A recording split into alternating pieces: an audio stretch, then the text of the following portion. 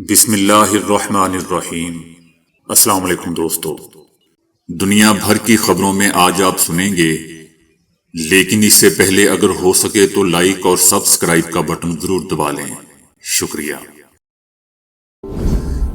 امریکہ کی تمام 50 ریاستوں میں ہزاروں افراد نے صدر ٹرمپ کی سخت گیر پالیسیوں کے خلاف احتجاج کیا ہے، جنہیں ریپبلکن رہنماؤں نے تنزیہ طور پر ہیٹ امریکہ ریلیاں قرار دیا ہے۔ امریکی میڈیا کا کہنا ہے کہ ملک بھر میں 2700 سے زائد مقامات پر احتجاجی مظاہرے کیے گئے ہیں، جن میں لاکھوں افراد نے شرکت کی۔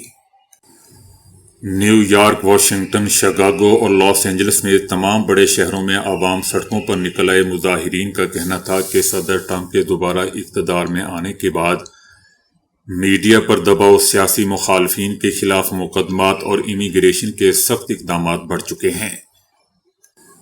کئی شہروں میں نیشنل گارڈ کے دستے تعینات ہیں۔ کچھ مظاہروں میں ٹرمپ کے غبارے نما پتلے بھی فضا میں اڑائے گئے۔ یاد رہے دوستو کہ امریکی حکومت 3 ہفتوں سے جزوی طور پر شٹ ڈاؤن ہے، جس کے باعث ہزاروں سرکاری ملازمین برطرف ہو چکے ہیں۔ صدر ٹرمپ نے ان مظاہروں پر محتاط رد عمل دیا ہے، مگر ریپبلکن رہنماؤں نے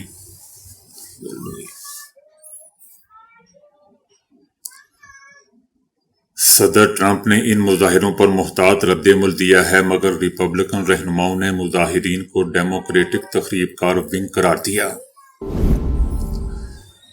ایران نے صہیونی رجیم کے ہاتھوں غزہ میں جنگ بندی معاہدے کی مسلسل خلاف ورزیوں کی ایک مرتبہ پھر شدید مذمت کی ہے۔ ایران کا کہنا ہے کہ ایک بے گھر فلسطینی خاندان کے اپنی رہائش گاہ واپسی کے دوران اسرائیلی لڑاکا طیاروں کی جانب سے نشانہ بنائے جانے کے بعد، جس کے نتیجے میں 2 خواتین اور 7 بچوں سمیت 11 افراد شہید ہوئے ہیں۔ ایران نے غزہ کی پٹی میں جنگ بندی سے متعلق معاہدے کی اسرائیل کی جانب سے بار بار خلاف ورزیوں کی شدید مذمت کرتے ہوئے خبردار کیا ہے کہ غزہ میں انسانیت کے خلاف جرائم اور جنگی جرائم کے مرتکب ہونے والوں کو عدالت کے کٹہرے میں لایا جائے گا۔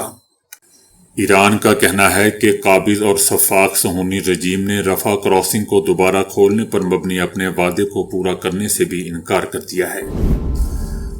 طالبان کے افغانستان پر دوبارہ کنٹرول حاصل کرنے کے بعد شاید موجودہ زمانے کی ایک بڑی تلخ ستم ظریفی یہ ہے کہ طالبان نے اقتدار میں آتے ہی پاکستان سے ٹکراؤ شروع کر دیا، اور اب حالات یہاں تک پہنچ چکے ہیں کہ دونوں فریق ایک دوسرے سے براہ راست جنگ میں داخل ہو چکے ہیں۔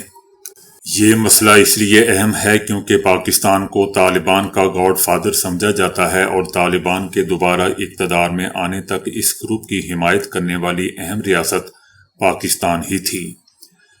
جیسا کہ پاکستان کے ISI کے بااثر سربراہ جنرل حمید گل نے ایک بار صاف صاف کہہ دیا تھا کہ مجھے فخر ہے کہ میں نے اپنے بیٹے کو جلال الدین حقانی اور ہیبت اللہ کے ساتھ میدان جنگ میں بھیجا ہے تاکہ کفار کے خلاف جہاد کر سکیں۔ خطے کے تمام ممالک کی طرح دوستو، پاکستان اور افغانستان بھی سرحدی تنازعات میں گرے رہے ہیں اور گرے ہوئے ہیں۔ یہ عنصر کسی بھی لمحے دونوں ملکوں کے درمیان تنازع کی راکھ کے نیچے چھپی انگاری کو آگ میں بدل سکتا ہے، اور اس سے قطع نظر کہ افغانستان میں کس قسم کی حکومت برسر اقتدار ہے، یہ تنازع ایک مستقل تنازع بن چکا ہے۔ دوستو، ایک اور مسئلہ یہ بھی ہے کہ اگرچہ حقانی نیٹ ورک ایک بااثر گروپ کے طور پر جو کہ آج افغانستان کے سیکیورٹی تعلقات کو کنٹرول کرتا ہے، اس کے پاکستان سے قریبی تعلقات ہیں، لیکن جب طالبان دوسری بار اقتدار میں آئے تو تحریک طالبان پاکستان یعنی TTP پاکستان کے لیے ایک عدم استحکام کا باعث بن گئی۔ TTP نے گزشتہ 3 سالوں میں سینکڑوں آپریشنز اور حملوں میں لاتعداد پاکستانی فوجیوں کو شہید کیا ہے یا زخمی کیا ہے۔ لہٰذا تحریک طالبان پاکستان اب کابل کے لیے یعنی افغانستان کے لیے پاکستان پر دباؤ ڈالنے کے لیے ایک کارڈ بن چکی ہے۔ دوسری جانب حالیہ دنوں میں پاکستان اور طالبان کے درمیان براہ راست تصادم ہوا ہے، جس کا دائرہ روز بروز بڑھتا جا رہا ہے، اور دونوں ممالک کے درمیان بھرپور جنگ کے امکانات نمایاں ہوتے رہے ہیں۔ یہ اس وقت ہوا جبکہ دونوں فریق ایک دوسرے کی کمزوریوں سے بھی آگاہ ہیں۔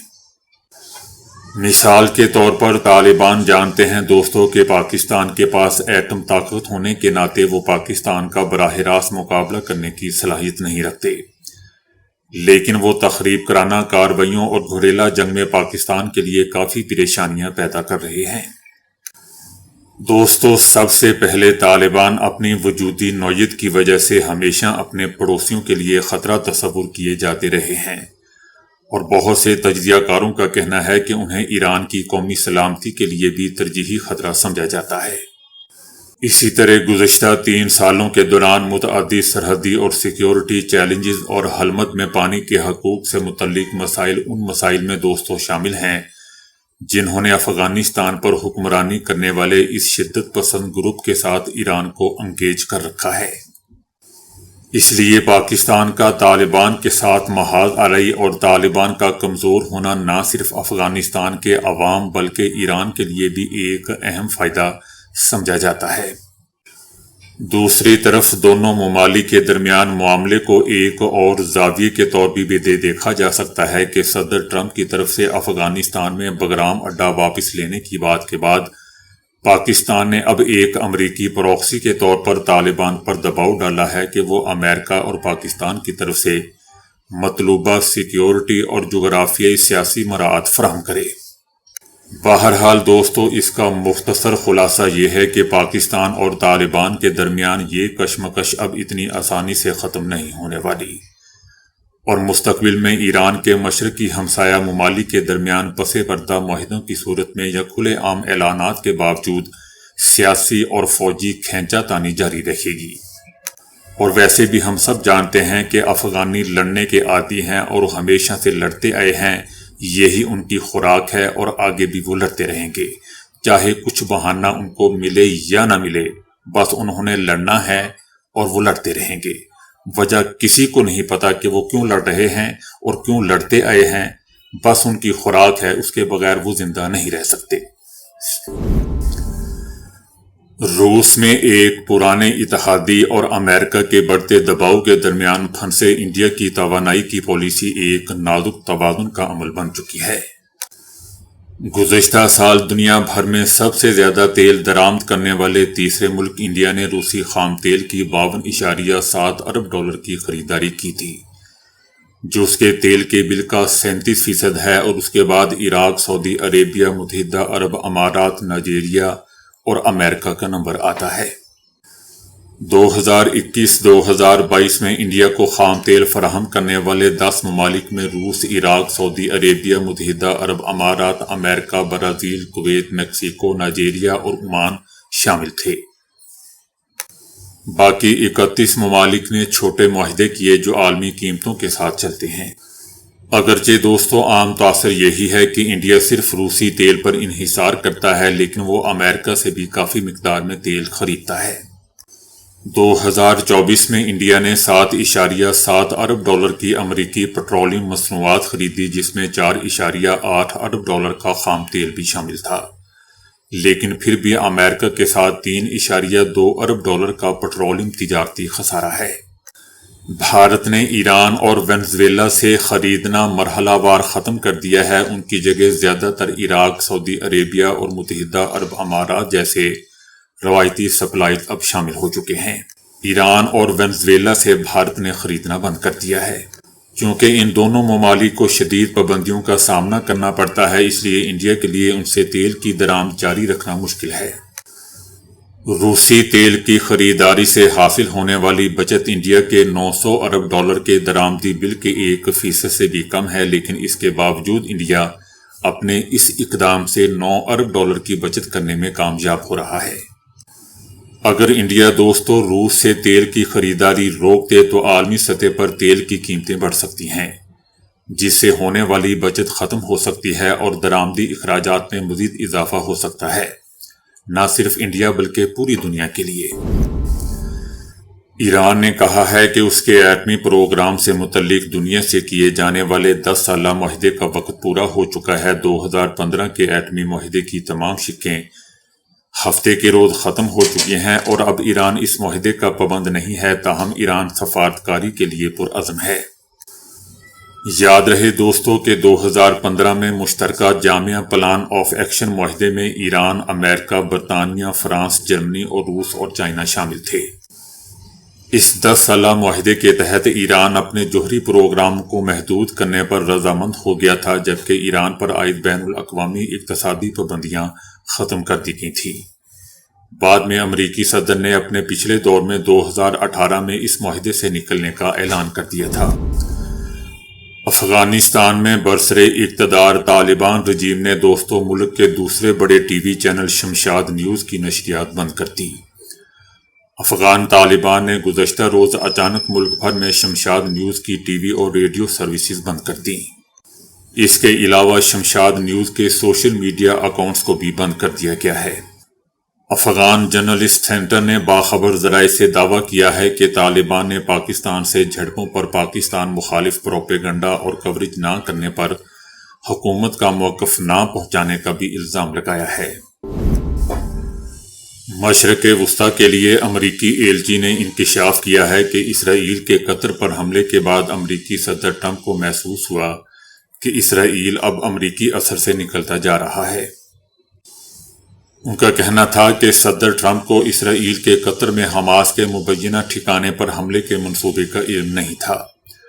حملے کے اگلے روز جب خبر عام ہوئی تو صدر ٹرمپ نے خود فون کر کے صورتحال پر غصے کا اظہار کیا۔ امریکی ایلچی کا کہنا تھا کہ حملے کے بعد قطر کہاں پر اعتماد اٹھ گیا، کم ہو گیا، جبکہ حماس زیر زمین چلی گئی اور ان سے رابطہ تقریباً ناممکن ہو گیا۔ اس واقعے کے بعد صدر ٹرمپ کو یقین ہو گیا کہ اسرائیل امریکی کنٹرول سے باہر ہو رہا ہے اور خطے کی پالیسیوں پر اپنے طور پر فیصلے کرنے لگا ہے اور امریکہ کا خطے میں اثر و رسوخ کو کم کر رہا ہے۔ پاکستانی وزیر دفاع خواجہ آصف نے پاکستان اور افغانستان کے درمیان جنگ بندی معاہدے کی تصدیق کرتے ہوئے کہا ہے کہ دونوں ہمسایہ ملک ایک دوسرے کی سرزمین کا احترام کریں گے۔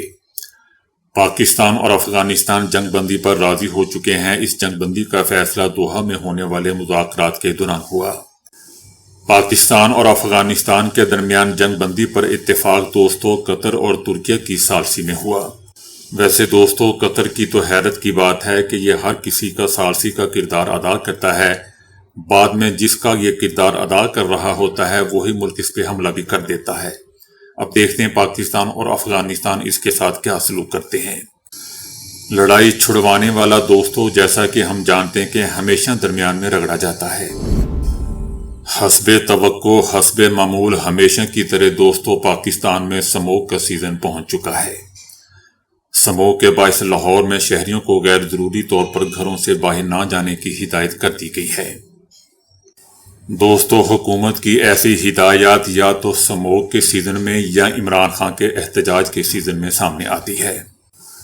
دونوں ہدایات میں ہمیشہ سیم الفاظ ہی دہرائے جاتے ہیں۔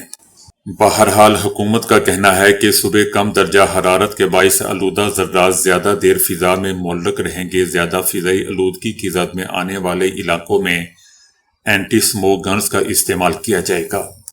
گزشتہ روز کہنا لاہور میں پہلی سموگ گن کا استعمال کیا گیا جس سے فضائی آلودگی میں 70% کمی آئی اور ایئر کوالٹی انڈیکس 666 سے 170 AQ تک گر گیا۔